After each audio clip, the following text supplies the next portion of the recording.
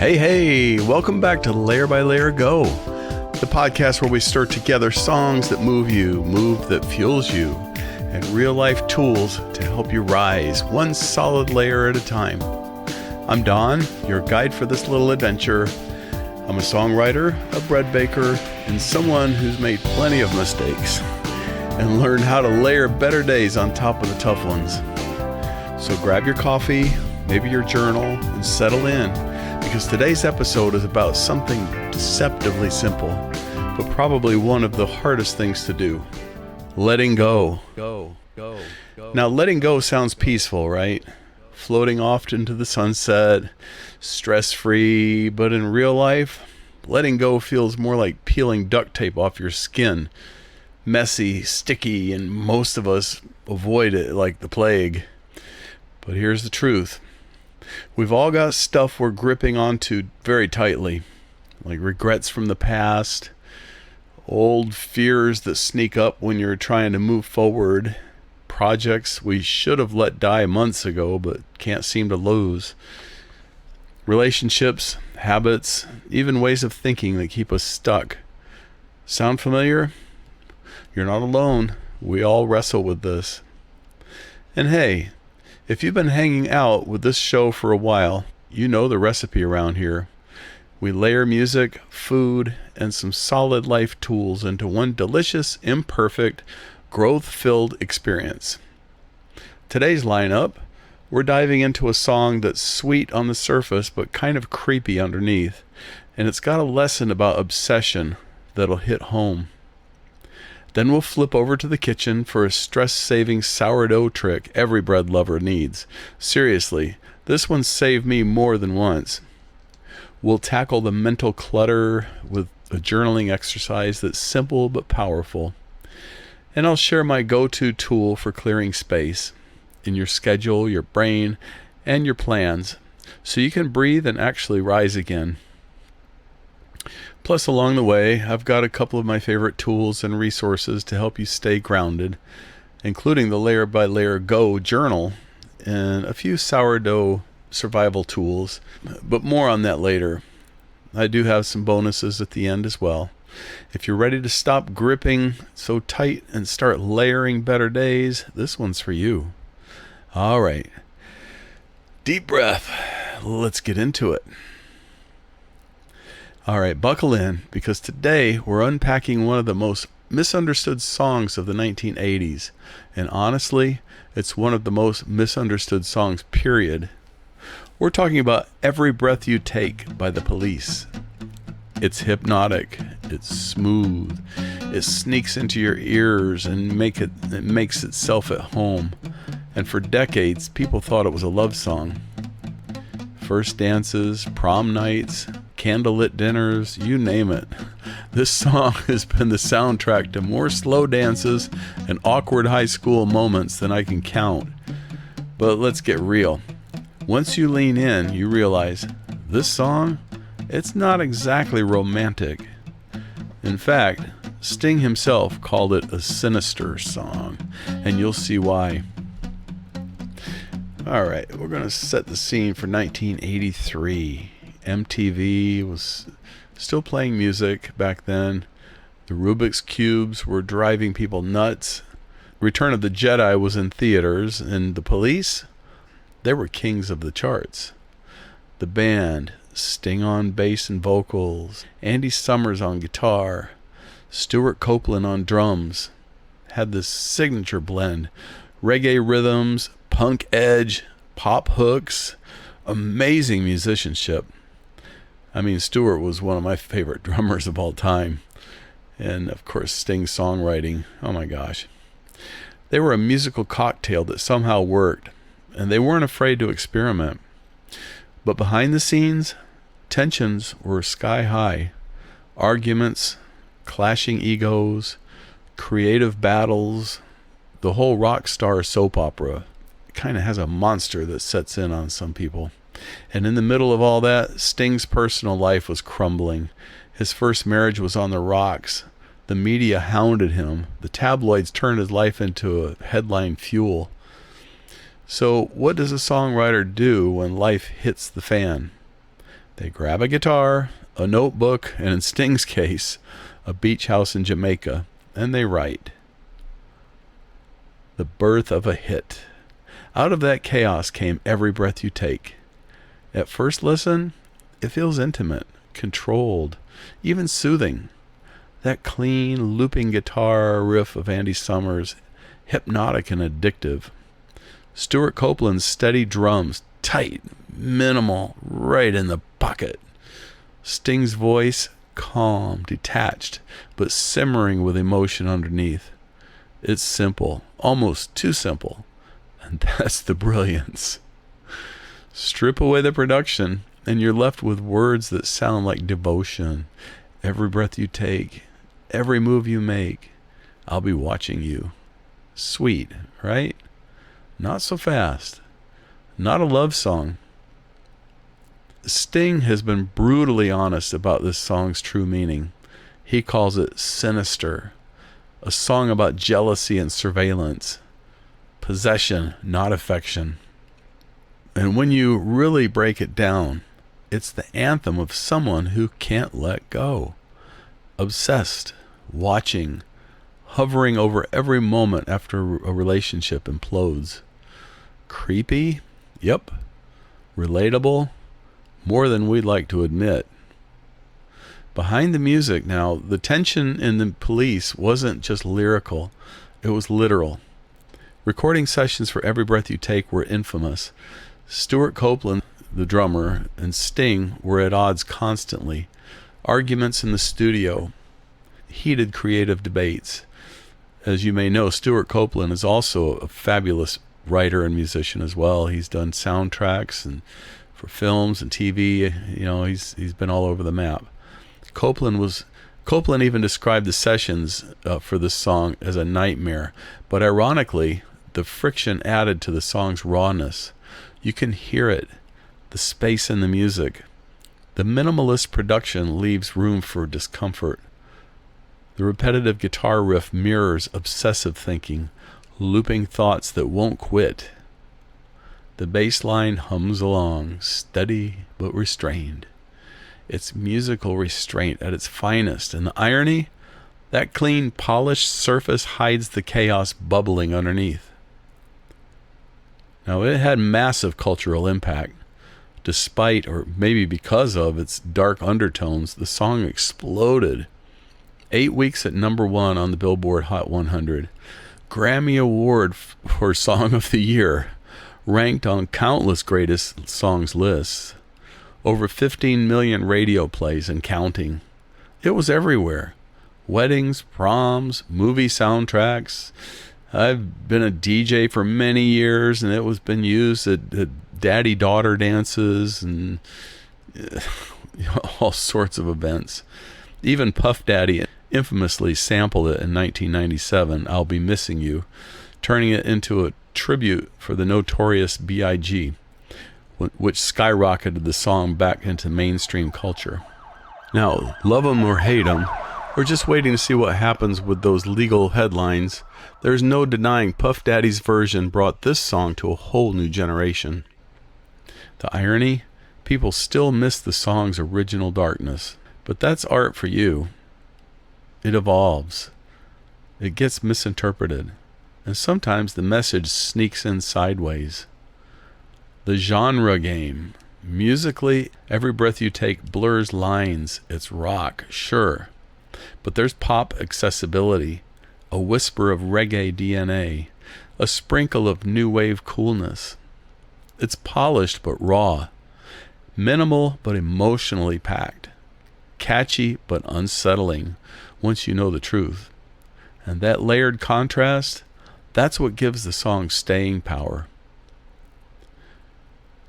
All right, let's bring this home. The reason this song resonates, whether people get the full meaning or not, is because we've all been there. We hold on to people, to regrets, to old stories about ourselves, to the illusion of control, relationships, people that we've lost, people that we've longed for. We loop our thoughts. We replay arguments. We obsess over what's gone. Every breath you take becomes less about love and more about the uncomfortable grip we sometimes refuse to release. Sound familiar? I know I've been there in many, many circumstances, holding on long after it served me, gripping tightly to things I should have set down. And much like this song, those habits sound sweet at first, but they keep us stuck. What music teaches us? Music is sneaky. It entertains, sure, but the good stuff, it holds up a mirror. And every breath you take, it reflects obsession, control, fear of loss, but also the possibility of awareness, the chance to see ourselves, to choose differently, to let go. All right, here's your Songwriter Layer. This is for songwriters, so stick around because next I'll give you a simple but powerful songwriting prompt to help you process, release, and layer better days on top of the messy ones. We'll take a breath, loosen the grip, and keep building. Stay tuned. Here's a songwriting prompt. Release the grip. All right, now that we've peeled back the lyrics and every breath you take, let's flip the script. It's your turn to create. Don't worry, you don't have to be a professional songwriter for this. You don't even have to think of yourself as creative yet. This is for anyone who ever scribbled a note in the margin, jotted a thought on your phone, or hummed a tune while stuck in traffic. Here's your simple, honest songwriting prompt. Write one line about letting go. Could be about a person you've been holding on to, a fear creeping around in your mind, a habit or thought pattern you know is dragging you down, even a project, job, or story you keep carrying that doesn't serve you anymore. Need some starters? Try one of these. The weight I carried cracked apart today. ... Another starter. No more chasing shadows in my mind. I'm setting down the past. I don't have to drag it anymore. Does it need to rhyme? Nope. Sound good? Doesn't matter. It just needs to be honest. But here's the truth. Writing even one single line gives your brain a break from obsessing and your heart a little space to breathe. Want to make it easier? Grab your Layer by Layer Go journal. It's designed for these moments. Space to scribble, prompts to guide you, no pressure to be perfect. Don't have one yet? You can snag yours at layerbylayergo.com/tools. All right, I'll give you a few seconds. Pause with me if you need. And just write one honest line. Doesn't have to be pretty, just real. We layer better days. One simple lyric, one simple truth at a time. Take a breath, let it go, and I'll see you back here in the next layer.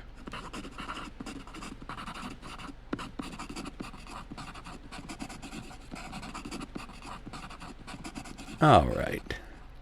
Hopefully you came up with something there. We're going to move on to our recipe segment. Now, this is not an actual recipe per se. Back in episode 2, we had the recipe for basic sourdough bread. In later episodes, I'm going to be offering other sourdough recipes as well as soups and stews and tips in the kitchen. But for now, I'm just going to toss this in as kind of a bonus for sourdough people. Okay, as mentioned before, you need a sourdough starter to get your bread going. And I promise this all ties together. If you've hung around this show before, you know I've got a soft spot for sourdough, particularly in episode 2, where I show you how I make my basic sourdough loaves. It's tasty, it's traditional, it's one of those things that feels both ancient and somehow always new. But I'll be honest, sourdough starter can be needy. Feed me, stir me, watch me bubble, forget me, oh man. But here's the thing. Much like life, there's a way to hold on to what matters and still let go of the constant stress. Enter dried sourdough starter, your backup plan, your bread insurance policy, your I forgot to feed you for a week and now you're mad, get out of jail free card. Here's how I do it, and a little hack I discovered that sped the process up big time. Drying your starter. This is the stress-free version. All right, there's 4 steps. Step 1, start with an active, bubbly starter, strong enough to double in size after a feeding. You want it lively, ready to face the world. Step 2, spread a thin layer on parchment paper. I use a spatula and get it thin as possible. Quicker drying, less hassle. Step 3, let it air dry for 24 to 48 hours. Now, actually, sometimes I'll keep it in the oven as long as I'm not turning the oven on, and just kind of let it rest there until it's dry. It gets brittle, kind of like little cracker shards or old paint chips, but tastier, I promise. Step 4, break it into flakes. Store it in a clean, airtight jar. Pantry or fridge, both work. Now here's the game changer. This is something I discovered myself. This is the powder trick. Fast reactivation secret. I take those dried flakes, toss them in a dry blender or a spice grinder, pulse it a couple of times, and boom, you've got sourdough starter powder. Not too fine, just chopped up kind of like shaved Parmesan consistency. That powder reactivates fast, way faster than waiting days to rebuild your starter from chips. How to bring it back to life? Mix 1 tablespoon of dried starter powder with 2 tablespoons of water. Stir in 2 tablespoons of flour. Usually I'll see this thing come back to life in about 4 hours. You'll see bubbly action. Your starter's active and kicking just in a few hours. It's saved my bread projects more times than I can count. Busy week? Forgot to feed your jar? Starter looking like a science experiment? No worries, you've got backup. Why bother? Because life is unpredictable. You forget to feed your starter. You go on vacation. You get slammed with work. You've got dogs to groom, podcasts to record, or let's be real, bread knives to sharpen. But dried starter, you can let go of the stress and still have sourdough whenever you're ready. Need tools? If you want to stock your bread kit, I've got my go-to starter kits, storage jars, and the bread knife I use to get those perfect slices, all at layerbylayergo.com/tools. Now, sourdough teaches us, let go of perfection, plan ahead, pulverize your problems into powder, seriously, and layer your days with patience and good bread. All right, let's rise 1 layer at a time. Okay, this is this week's life hack. We're going to call this Freewriting to let go of the past. Okay, now that your starter's dried, powdered, and ready to rise whenever you are, let's tackle something even trickier to revive your mindset. See, letting go isn't just about people or sourdough. It's about the junk we carry upstairs, right between the ears. Thought loops, regrets, fears. We play them over and over like that haunting riff from Every Breath You Take. You can't rise if you're dragging yesterday's baggage. You can't grow new layers if your mind's stuck clinging onto old ones. Trust me, I've tried. Here's the simple drill. Free writing. You remember free writing. We talked about that in episode 1. Doesn't matter if you're a journal junkie or haven't scribbled a note since high school. This is for clearing mental clutter, layer by layer. This is the let it go drill. Grab a notebook, scrap paper, or hey, the Layer by Layer Go journal if you've got it handy. Set a timer for 5 minutes. Write whatever's clogging your brain. No filter, no rules. Could be that conversation that's stuck on repeat. That project haunting your to-do list. That old belief telling you that you're not ready. Dump it. Scribble it. Let it spill out like messy sourdough starter all over the counter. The magic? Once it's on paper, it's not looping in your head. Feeling fancy? Ask yourself, what thought or fear can I let go of today? What happens if I stop gripping that so tight? What layer do I want to build instead? Why this works? Your brain is like a room with limited space. Clutter it with regrets, no room for creativity. Pack it with fears, hard to plan anything meaningful. But clear the mess, even 5 minutes at a time, and suddenly space opens up. You can breathe, you can rise, you can bake bread without burning the crust or burning yourself out. The Layer by Layer Go journal was built for this.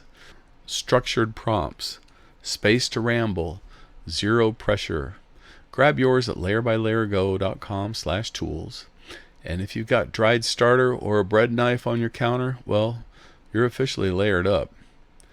Next, we'll look at your plans, the things you're gripping, and see what dead weight we can toss. Hang tight. One more layer to go.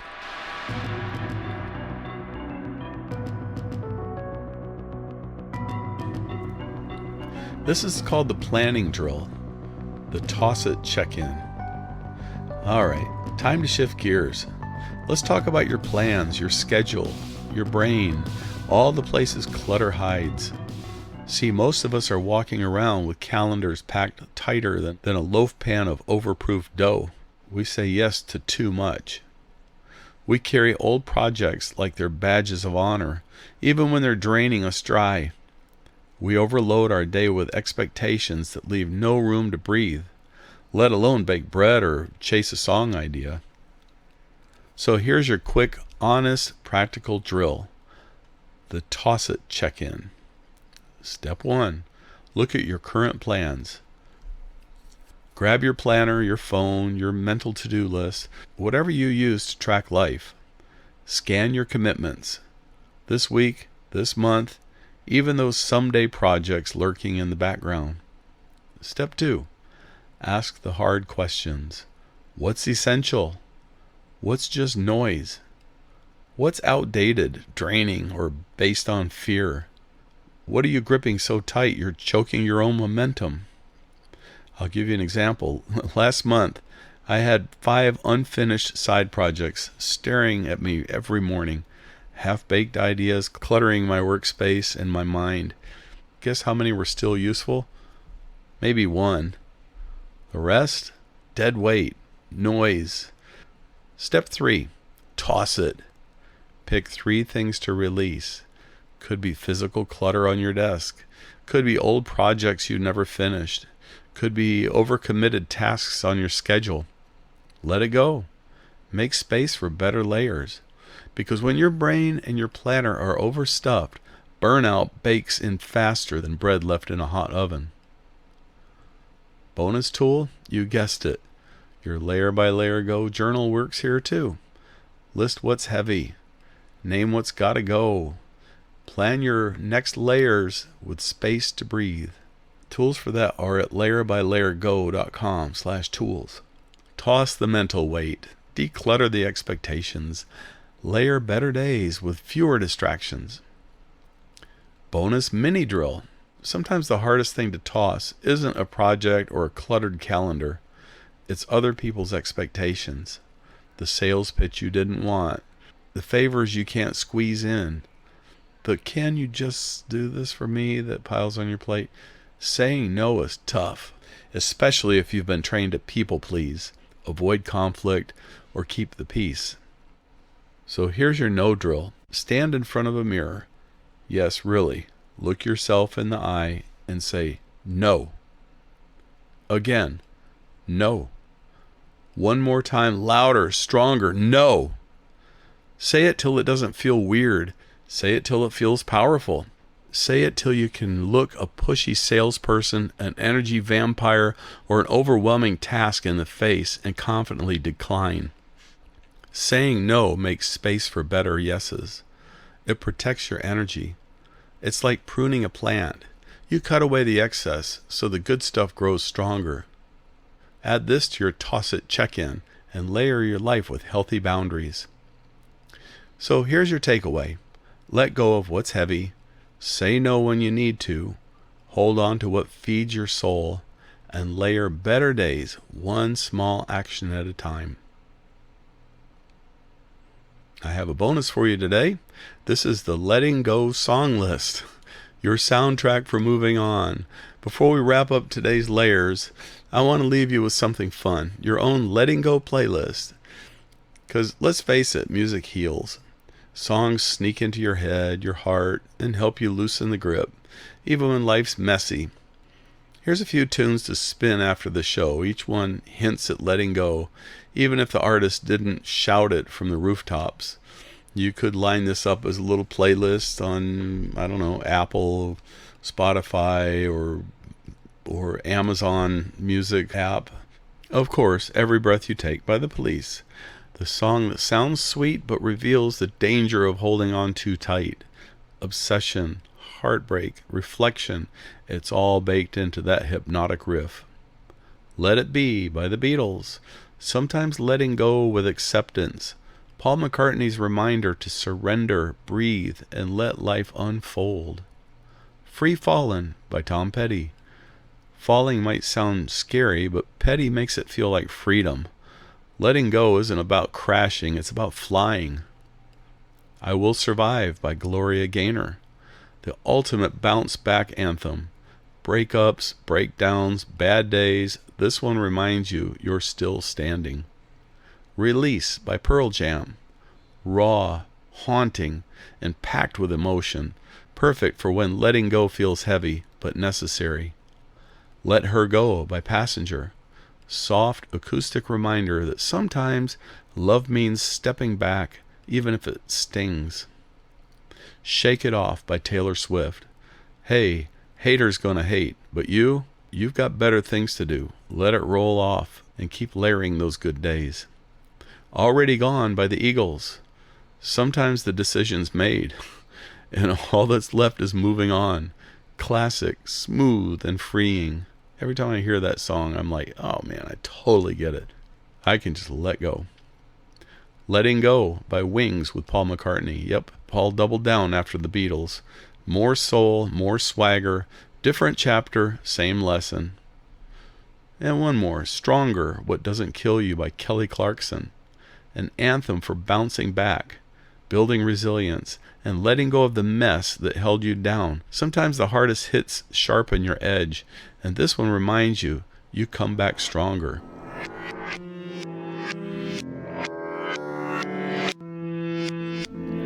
Music's sneaky like that. Gives you the nudge to release, to rise, to reset. Pick one or two of these, or the whole set list, crank them up, and see what shifts. Alright, I've got one more bonus for you here. It's bonus number 2. This is a little bit of history on sourdough, if those might be curious. Who doesn't love a good origin story, especially one that ends with fresh bread? Sourdough isn't some trendy new foodie thing. It's ancient. We're talking 5,000 to 6,000 years old. Older than written language. Older than your grandma's cast iron skillet. The first loaves, they probably happened by accident. Picture an early human mixing flour and water, forgetting about it, then coming back to a bubbly, weird smelling mess, and deciding to bake anyhow. Gutsy move, but hey, humanity's been fueled by carbs ever since. The Egyptians, they figured it out. Early sourdough bakers in ancient Egypt were fermenting dough, passing starter from house to house like treasure. The gold rush prospectors, those scrappy miners in San Francisco, they traveled with dried starter tucked in their packs. Sourdough kept them fed during the wild early days of California. That's where sourdough even became a nickname. Old-timers who survived on bread and grit. Here's a fun fact. Sourdough's natural fermentation, it captures wild yeast and bacteria from the air around you, which makes your starter. Totally unique to your kitchen. Tennessee air, California air, it flavors your bread differently. No two loaves ever truly the same. Sourdough's been about survival, sharing, and patience for thousands of years. So yeah, drying your starter, powdering it, storing it in your fridge, that's you. Keep an ancient tradition alive without the stress. And honestly, if ancient Egyptians could manage sourdough without Wi-Fi, I think we've got this. we've layered a lot today, so let's land this thing. We explored the hidden obsession behind every breath you take, how music sneaks in lessons about letting go, even when it sounds sweet, a stress-free sourdough backup plan with my powder trick to save your starter fast, how Freewriting clears the mental clutter so you can actually breathe, the toss-it check-in to declutter your space and your schedule, and of course, the mighty no drill, because sometimes no is your best tool, plus a quick playlist to soundtrack your letting go journey. And a little history reminder, sourdough's been fueling humanity longer than we've had spoons. And here's the big takeaway. Letting go isn't weakness, it's how we create space. Space to rise, space to plan, space to build better days. So your homework? Practice saying no. Dump some mental clutter onto the page. Check what you're gripping too tight and release what's heavy. Want tools to help? Your Layer by Layer Go journal, sourdough starter kits, and the bread knife I trust, they're all at layerbylayergo.com/tools. Supporting the show supports your growth and keeps good bread, good music, and better mindsets rising. I just got to ask this. If you enjoyed today's episode, share it with a friend. Subscribe so you don't miss the next layer. And hey, if you've been meaning to grab the journal, starter kits, or the bread knife I trust, they're all waiting for you at layerbylayergo.com/tools. Supporting the show helps this community grow and keeps the bread, music, and mindset flowing. Next week's layer, we're keeping it simple but powerful. The theme? Crack an egg, change a day. We'll spin a classic from Glenn Campbell, Try a Little Kindness, because small acts can shift your whole outlook. I'll show you my no-fail trick to perfect eggs in a stainless steel skillet. No sticking, no frustration, just breakfast bliss. And of course, we'll layer in another mindset tool to help you rise, because every little thing adds up. Until then, take a breath, let go. Rise like sourdough, light, resilient, ready for the next layer. Talk soon.